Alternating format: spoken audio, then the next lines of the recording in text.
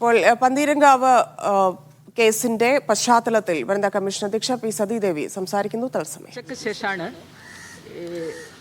ഈ പീഡനത്തിന് ഗാർഹിക പീഡനത്തിന് ഇരയായിട്ടുള്ള ആ കുട്ടിയുടെ പരാതി വനിതാ കമ്മീഷന് ലഭിക്കുന്നത്.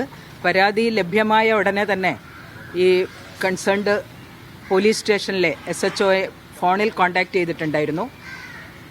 അപ്പോൾ 498A പ്രകാരമുള്ള 498A IPC അതുപോലെ 323 IPC പ്രകാരമുള്ള വകുപ്പുകൾ ചേർത്തുകൊണ്ടാണ് പരാതി രജിസ്റ്റർ ചെയ്തിട്ടുള്ളത് എന്നാണ് അദ്ദേഹം പറഞ്ഞിട്ടുള്ളത്. അപ്പോൾ എനിക്ക് വനിതാ കമ്മീഷന് ലഭ്യമായിട്ടുള്ള പരാതി വായിച്ചു നോക്കിയപ്പോൾ വളരെ ഗുരുതരമായിട്ടുള്ള രൂപത്തിലുള്ള പീഡനത്തിന് ആ പെൺകുട്ടി ഭർതൃഗൃഹത്തിൽ വെച്ച് ഇരയായിട്ടുണ്ടായിരുന്നു എന്ന് വളരെ വ്യക്തമായിട്ടുള്ള രൂപത്തിൽ രേഖപ്പെടുത്തിയിട്ടുണ്ട്.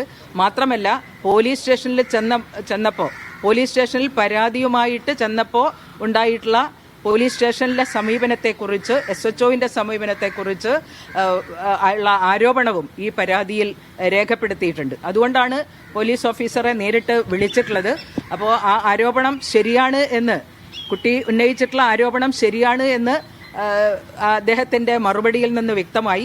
തീർച്ചയായിട്ടും വനിതാ കമ്മീഷന് ലഭ്യമായിട്ടുള്ള പരാതിയിൽ വളരെ ഗുരുതരമായിട്ടുള്ള രൂപത്തിൽ ഉള്ള ശാരീരികമായിട്ടുള്ള പീഡനങ്ങൾക്ക് ഇരയായി എന്ന് മാത്രമല്ല, അവിടെ കോഴിക്കോട് ബേബി മെമ്മോറിയൽ ഹോസ്പിറ്റലിൽ തലേ ദിവസം കുട്ടിയെ അവിടെ പ്രവേശിപ്പിച്ചിരുന്നു. ഭർത്താവിൻ്റെ ബന്ധുക്കളും ഭർത്താവും ചേർന്നുകൊണ്ട് തന്നെയാണ് ബേബി മെമ്മോറിയൽ ഹോസ്പിറ്റലിൽ ഡോക്ടറെ കാണിച്ചിട്ടുള്ളത്. കുട്ടി ആ പരാതിയിൽ പറഞ്ഞിട്ടുള്ളത് കൊണ്ടുപോകുന്ന സമയത്ത് ബോധമുണ്ടായിരുന്നില്ല എന്നുള്ളതാണ്. ബോധം തെളിഞ്ഞപ്പോഴാണ് താൻ ആശുപത്രിയിലാണ് കിടക്കുന്നത് എന്ന് മനസ്സിലാക്കിയിട്ടുള്ളത്.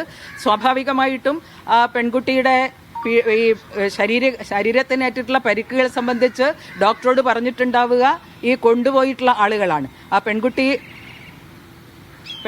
പറഞ്ഞിട്ടുള്ളത് തനിക്ക് ബാത്റൂമിൽ വീണ് പരിക്ക് പറ്റി എന്നുള്ള രൂപത്തിലാണ് അവർ പറഞ്ഞതാണ്. അപ്പോൾ ബോധഹീനയായിട്ട് ആ ബോധം തെളിയുന്ന സമയത്ത് ആ കുട്ടി കേൾക്കുന്നത് ബാത്റൂമിൽ വീണ് പരിക്ക് പറ്റിയതിനെ തുടർന്നിട്ട് ആശുപത്രിയിൽ കൊണ്ടുചെന്നു എന്ന് ഭർത്തൃവീട്ടുകാർ പറയുന്നതായിട്ടാണ്. അപ്പോൾ വളരെ ഗുരുതരമായിട്ടുള്ള രൂപത്തിൽ ഈ പെൺകുട്ടിയെ പരിക്ക് പറ്റിക്കുകയും മദ്യലഹരിയിലാണ് ഈ ഭർത്താവ് ഫോണിൻ്റെ ചാർജറിൻ്റെ കേബിൾ കൊണ്ട് കഴുത്ത് മുറുക്കിയിട്ടുള്ളത്. അതുപോലെ തന്നെ നെറ്റിക്കും മറ്റും കൈകൊണ്ട് കുത്തിയതിൻ്റെ ഭാഗമായിട്ട് ശരീരത്തിൻ്റെ വിവിധ ഭാഗങ്ങളിൽ വലിയ രൂപത്തിൽ പീഡനമേറ്റിട്ടുള്ള നിലയിലാണ് ആ പെൺകുട്ടിയുടെ ചിത്രം ഞങ്ങൾക്ക് മാധ്യമങ്ങളിലൊക്കെ തന്നെ കാണാൻ കഴിഞ്ഞിട്ടുള്ളത്. വനിതാ കമ്മീഷൻ ഇന്നലെ തന്നെ പരാതി രജിസ്റ്റർ ചെയ്തിട്ടുണ്ട്. അതിൻ്റെ ഭാഗമായിട്ടാണ് പോലീസ് ഓഫീസറെ നേരിട്ട് ഫോണിൽ ബന്ധപ്പെട്ടിട്ടുള്ളത്. അദ്ദേഹത്തോട് കർശനമായിട്ടുള്ള ഭാഷയിൽ പറയുകയുണ്ടായി, ഇത്രയും ഗുരുതരമായിട്ടുള്ള ആരോപണങ്ങൾ ഉന്നയിച്ചിട്ട് ഒരു പരാതി ലഭിക്കുന്ന സമയത്ത്, പ്രത്യേകിച്ച് അവിടെ ആശുപത്രിയിൽ പ്രവേശിപ്പിച്ചിരുന്നു എന്നുള്ള കാര്യം, കോഴിക്കോട് സിറ്റിയിൽ തന്നെയുള്ള ആശുപത്രിയാണ് ബേബി മെമ്മോറിയൽ ആശുപത്രി. അപ്പോൾ സിറ്റിയിൽ തന്നെയുള്ള ആശുപത്രിയിൽ കൊണ്ടുപോയിരുന്നു എന്ന് പറയുമ്പോൾ സ്വാഭാവികമായിട്ടും ആ ഡോക്ടറുടെ മൊഴി കൂടെ രേഖപ്പെടുത്തി കഴിഞ്ഞാൽ, ഡോക്ടറെ കണ്ട് കാര്യങ്ങൾ അന്വേഷിച്ചു കഴിഞ്ഞാൽ തീർച്ചയായിട്ടും കാര്യങ്ങൾ മനസ്സിലാക്കാൻ വേണ്ടി പറ്റും. അപ്പോൾ ഇത്തരത്തിൽ ഗുരുതരമായിട്ടുള്ള പീഡനങ്ങൾക്കിരയായിട്ടുള്ള പെൺകുട്ടിയോട് ഭർത്താവുമായിട്ട് ഒത്തുപോകണം, രമ്യതയിൽ പോകണം എന്ന് പറയുന്ന ഒരു സ്ഥിതി അവിടെ നിന്നുണ്ടായി എന്നുള്ളതാണ് ഞാൻ മനസ്സിലാക്കുന്നത്. ശാരീരികമായിട്ടുള്ള പീഡനം ഏൽപ്പിക്കാൻ ഭർത്താവിന് അവകാശമുണ്ട് എന്ന് ധരിച്ചു വെച്ചിരിക്കുന്ന പോലീസ് ഉദ്യോഗസ്ഥർ തീർച്ചയായിട്ടും നമ്മുടെ പോലീസ് സേനയ്ക്ക് അപമാനമാണ്.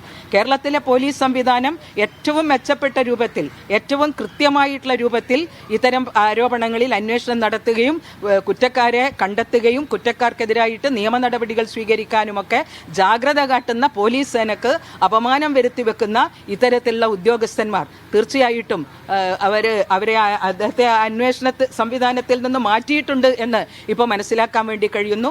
നല്ല രൂപത്തിലുള്ള നടപടിയാണ് കേരളത്തിലെ ആഭ്യന്തര വകുപ്പിന്റെ ഭാഗത്ത് നിന്നുണ്ടായിട്ടുള്ളത്. ഈ കേസിൽ നല്ല നിലക്കുള്ള അന്വേഷണം നടത്തിക്കൊണ്ട് വിവാഹം കഴിഞ്ഞ് 7 ദിവസത്തിനുള്ളിലാണ് ഒരു പെൺകുട്ടിക്ക് ഇത്രയും തരത്തിലുള്ള പീഡനങ്ങൾ ഏൽക്കേണ്ടി വന്നിട്ടുള്ളത്. ഭർതൃഗൃഹത്തിൽ നിന്ന് പീഡനം ഏൽക്കുന്ന സമയത്ത് അത് സർവം സഹകളായിട്ട് സ്ത്രീകൾ നിന്ന് സഹിച്ചുകൊള്ളണം എന്നുള്ള ഈ സമൂഹത്തിന്റെ മനോഭാവം തന്നെയാണ് മാറേണ്ടതായിട്ടുള്ളത്. കേരളത്തിലെ പോലീസ് സേനക്ക് ഒരു ജെൻഡർ സെൻസിറ്റൈസേഷൻ ട്രെയിനിങ് അനിവാര്യമാണ് എന്ന് വനിതാ കമ്മീഷൻ നേരത്തെ തന്നെ അതിനുള്ള നടപടികൾ സ്വീകരിച്ചിട്ടുണ്ട്. കഴിഞ്ഞ വർഷം കേരളത്തിലെ 3 മേഖലകളിലായി മുന്നോടിയായിട്ട് പോലീസിലെ ഉന്നതരായിട്ടുള്ള ഉദ്യോഗസ്ഥന്മാർക്കുൾപ്പെടെ SHOമാർക്കുൾപ്പെടെ ജെൻഡർ സെൻസിറ്റൈസേഷൻ ക്ലാസ് ഞങ്ങൾ നടത്തിയിട്ടുണ്ടായിരുന്നു. കോഴിക്കോടും തിരുവനന്തപുരത്തും അതുപോലെ പിന്നെ എറണാകുളത്തുമായിട്ട് 3 മേഖലാ തലത്തിൽ ഏതാണ്ട് 600ഓളം ഓഫീസർമാർക്ക് ആ തരത്തിലുള്ള ഒരു ജെൻഡർ സെൻസിറ്റൈസേഷൻ അവയർനെസ് പ്രോഗ്രാം